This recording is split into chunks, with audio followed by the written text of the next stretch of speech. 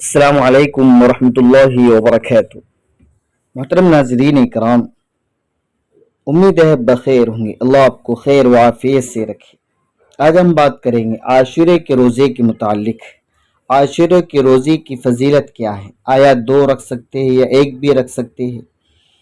تو عاشورے کے روزے کی فضیلت، اس ماہ مبارک یعنی ماہ محرم الحرام میں مطلقاً کسی بھی دن روزہ رکھنا رمضان کے بعد سب سے افضل روزہ شمار ہوتا ہے۔ نیز 9 اور 10 محرم یا 10 اور 11 محرم کا روزہ رکھنا اور بھی زیادہ فضیلت کی چیز ہے۔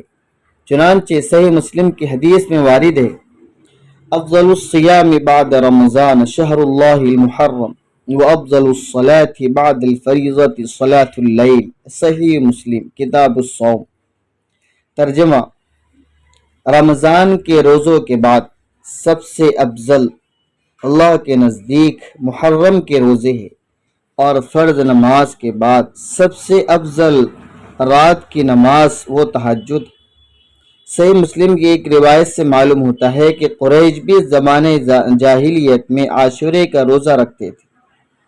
روایت میں حضرت عائشہ صدیقہ رضی اللہ عنہ فرماتی ہے کہ زمانے جاہلیت میں قریش روزہ رکھتے تھے، اور جناب رسول اللہ صلی اللہ علیہ وسلم بھی روزہ رکھتے تھے۔ جب آپ علیہ السلام نے مدینہ منورہ کی طرف ہجرت فرمائی تو وہاں بھی عاشورے کا روزہ رکھا، اور حضرات صحابہ کرام رضی اللہ عنہم اجمعین کو بھی روزہ رکھنے کا حکم فرمایا۔ کہ جب ماہ رمضان میں روزہ رکھنے کی فرضیت کا حکم آ گیا ہے، جب رمضان کے روزے فرض ہو گئے، تو آپ صلی اللہ علیہ وسلم نے لوگوں کو اختیار دیتے ہوئے ارشاد فرمایا، جو چاہے عاشورے کا روزہ رکھے، جو چاہے نہ رکھے۔ سے فرمایا کہ اگر رکھ لیے تو ثواب ہے، نہ رکھے تو کوئی مسئلہ نہیں۔ اس حدیث مبارک سے معلوم ہوا کہ ہجرت سے قبل پہلے بھی حضور صلی اللہ علیہ وسلم اپنی عادت شریفہ کے مطابق روزہ رکھتے تھے، اور ہجرت کے بعد بھی دوسروں کو بھی تاکید فرماتے تھے۔ سیدنا موسیٰ علیہ السلام نے اس روز بطور شکر الہی کی اللہ کے شکر کے روزہ رکھا تھا، جب اللہ تعالیٰ نے فرعون اور اس کے قوم کو غرق کیا اور موسیٰ علیہ السلام اور ان کی قوم کو نجات عطا فرمائی تھی۔ جب آپ مدینہ آئے تو پتہ چلا کہ یہود بھی روزہ رکھتے ہیں۔